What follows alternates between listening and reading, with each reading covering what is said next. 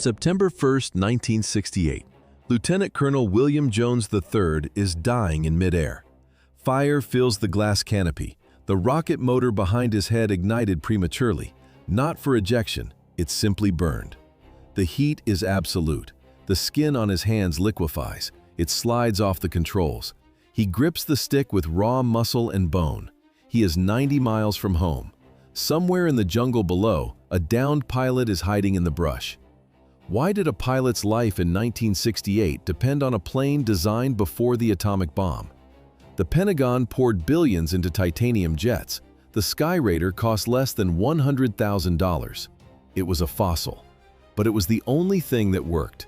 An archaic propeller plane from the Second World War carried more bombs than a B-17 Flying Fortress and hunted modern jets. Beneath the smoke, the engine roars. A 2,700 horsepower radial beast. It does not scream like a turbine, it growls. The vibration shakes the teeth of every soldier in the mud. For a wounded man in a ditch, that sound meant life. The cockpit is a furnace. The solid fuel rocket for the ejection seat sits inches from Jones's neck. It is a technical nightmare. A design flaw turned into a death sentence. Jones refuses to jump. He ignores the melting flesh on his arms. He steers the burning wreck toward the horizon. The Pentagon's billion-dollar interceptors were useless here. Only the Skyraider could loiter low enough to see the signal smoke. Only Jones had the exact coordinates of the survivor. The 8,000 pounds of ordnance hanging from the Skyraider's wings transformed this archaic airframe into a flying arsenal. Consider the math of the previous war. A B-17 Flying Fortress required 4 engines and 10 men to deliver 6,000 pounds of bombs. The Skyraider did more with 1 man and 1 propeller. It was a 2,000% increase in fire efficiency per crew member. A single pilot carried a heavier punch than a legendary heavy bomber. The aircraft was a mathematical anomaly of destruction. 15 external hardpoints, 4 20mm cannons, 48 rounds per second. The wings groaned under a rotating menu of napalm, cluster bombs, and white phosphorus. Anything with a lug could be bolted to the rack. In November 1965, this technical versatility took a grotesque turn. Commander Clarence Bill Stoddard of the USS Midway wanted to commemorate the 6 millionth pound of ordnance dropped over Vietnam. He didn't choose a standard munition. His crew recovered a damaged porcelain toilet and fitted it with a custom tailfin assembly. They rigged a nose fuse to the ceramic bowl. On the flight deck, the ground team hoisted the white porcelain onto the wing rack and bolted it into place. The tons of napalm and steel rockets sitting on the deck of the USS Midway meant nothing without one critical resource: time. The Pentagon expected total dominance through supersonic speed. Reality was different. Field commanders ignored the billion-dollar jets. They begged for a piston-driven relic with a tailwheel. By 1965, the Air Force owned the future. The F-4 Phantom hit Mach 2. The F-105 Thunder Chief carried nuclear payloads at supersonic speeds. But these machines had a fatal flaw: fuel. An F-4 Phantom incinerated between 10,000 and 15,000 pounds of fuel every hour. The acrid scent of burnt kerosene vanished quickly in the humid air. So did the planes. A Phantom pilot hit the afterburner, dumped his ordnance, and checked his gauges. He had 20 minutes of combat time before his tanks ran dry. Then he was gone. How did a plane nicknamed after First World War biplanes outplay the pride of supersonic aviation? Efficiency. The Douglas A-1 Skyraider looked like a joke on a modern carrier deck. It was designed in 1944. It first flew in March of 1945, a fossil from a dying era. It was a tail dragger among tricycle landing gear, a piston engine relic in the age of the turbine. Pilots called it the Spad. While the jets street-tomed to refuel, the Skyraider's Wright R3350 engine maintained a steady, monotonous mechanical growl. The F-105 needed an aerial tanker just to reach targets in North Vietnam. The Skyraider simply launched and stayed there. It was a flying marathon runner in a sky full of sprinters. The jets provided a flash of violence, but the A-1 provided a permanent presence. It orbited the target for 4 to 6 hours. Without refueling, it could hold its position for 10. In the skies over Laos, the speed of jet fighters became their primary curse. To protect downed crews, the command returned piston-powered attack aircraft to service under the call sign Sandy. How do you protect a stationary target in the jungle if your plane flies past in a fraction of a second? An F-105 Thunderchief screams through the air at Mach 2. At low altitude, its turn radius is massive. It covers miles before it can bank back to the target. The pilot sees nothing but a green blur. The Skyraider was different. It cruised at 320 knots. It stayed, it circled, it watched. F-105 pilots knew the price of that protection. If a Sandy pilot walked into a bar, he never paid for a drink. The rescue was a calculated ritual of violence. A downed pilot hides in the brush. The North Vietnamese are closing in. Then, the hum of radial engines arrives. 4 attack aircraft forming a continuous carousel of fire at treetop level. The Skyraiders began trolling for fire. They flew low. They flew slow. They dared the jungle to shoot back. The moment a muzzle flash appeared, the trap snapped shut. The first Sandy dives.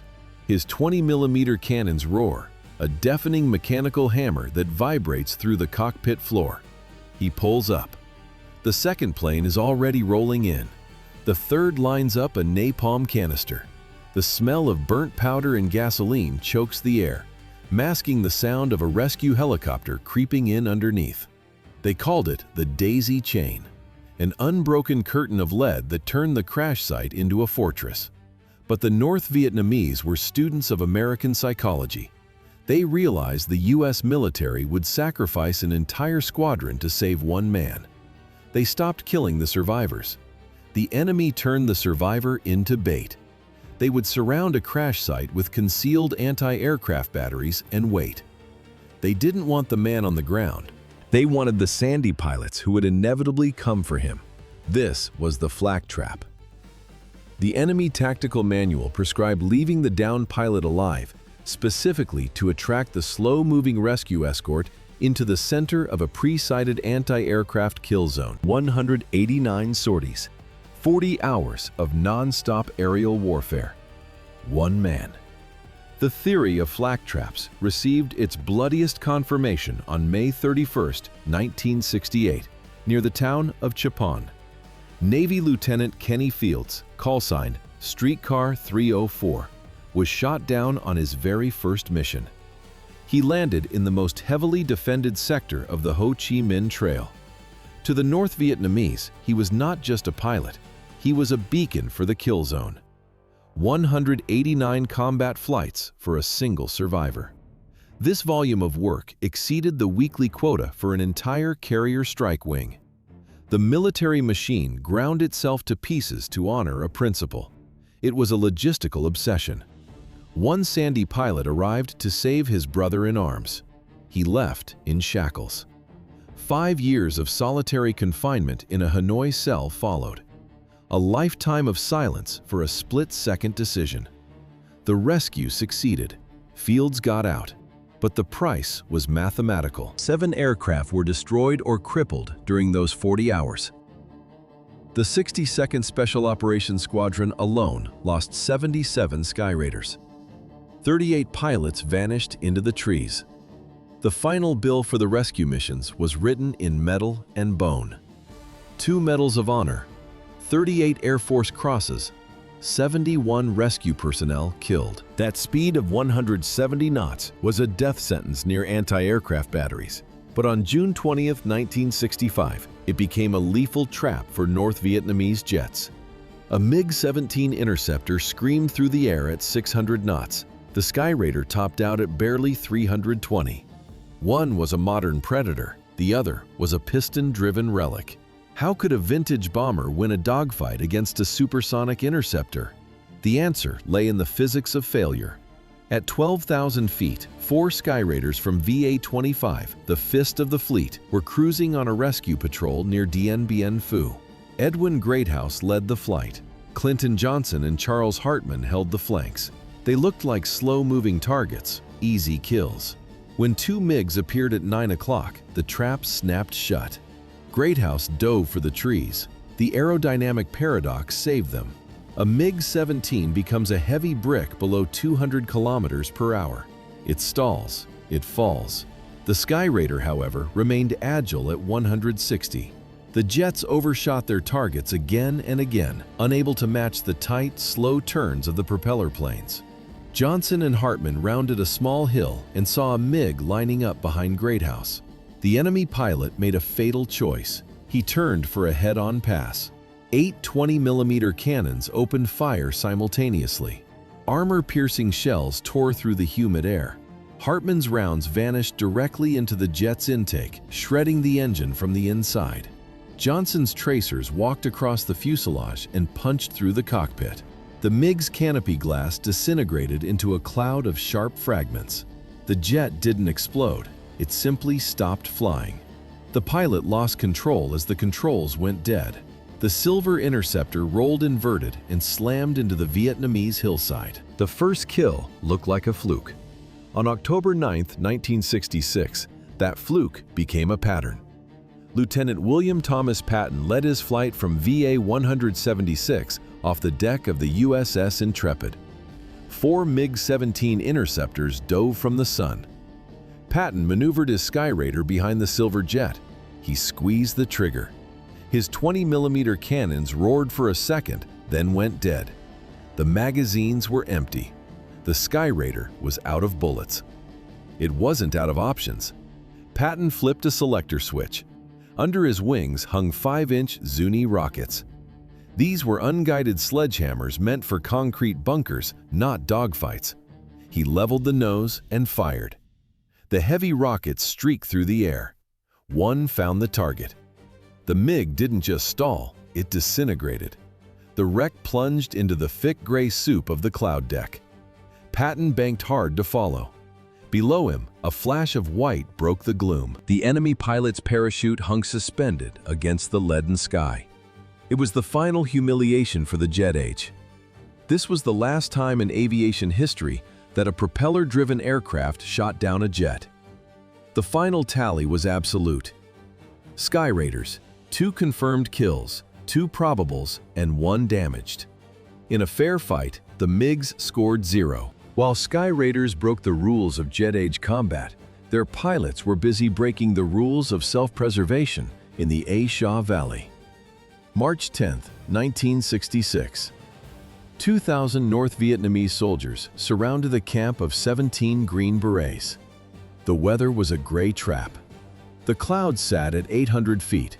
The surrounding hilltops rose to 1,500. Jets were useless. Only the Skyraider could hunt in the gaps. It was like flying inside a stadium while the crowd fired machine guns at you from the bleachers. What do you do if the nearest rescue helicopter is 30 minutes away and the enemy is 200 meters out? Major Jump Myers took a 37mm shell through the engine. "You are on fire," Bernard Fisher radioed.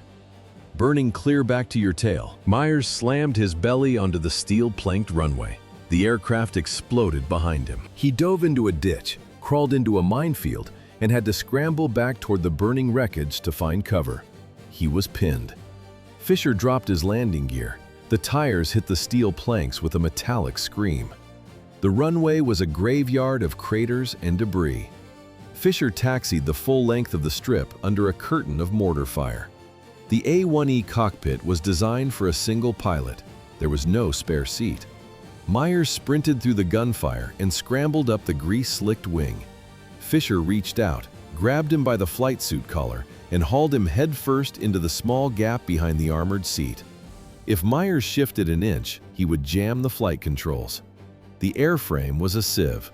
Later, mechanics counted 19 bullet holes through the fuselage and the instrument panel. Fisher didn't wait for a lull in the fire. He swung the nose around, weaving between shell craters and twisted metal. He jammed the throttle forward and forced the overloaded perforated plane off the broken steel and back into the clouds. Saving lives required a cold readiness to burn. Lieutenant Colonel William Jones learned this during his 98th combat mission near Dong Hoi. A pilot was down in the brush. Jones went low to find him. He found a multi-barrel gun position instead. Tracers stitched the air. One shell struck the Yankee extraction system. It was a solid-fuel rocket mounted directly behind the pilot's headrest. The impact ignited the engine inside the cockpit. It didn't launch. It stayed in the frame, turning into a blowtorch aimed at the back of Jones's neck. He pulled the extraction handle. Nothing. The system was dead. But what was the true price of those coordinates? The cockpit turned into an oven. Jones blew the canopy, but the rush of air only fed the fire. Second and third-degree burns stripped the skin from his arms, shoulders, and face. He smelled his own charred flesh. His radios were gone. He refused to bail out. He had the coordinates of the downed pilot, and those numbers were the only thing that mattered. Jones flew the mangled Skyraider 90 miles back to the base at Nakhon Phanom. He landed the wreckage and passed the coordinates while lying on the operating table. He looked at his hands and told the doctors they looked like mozzarella cheese. Rescuers saved the downed pilot later that day. Jones survived the fire, but fate had a different calculation. On November 14, 1969, President Richard Nixon approved his Medal of Honor. One day later, Jones crashed his private Piper aircraft in a Virginia forest. He was 46 years old. He never wore the medal. Saving brothers in arms demanded a brutal price.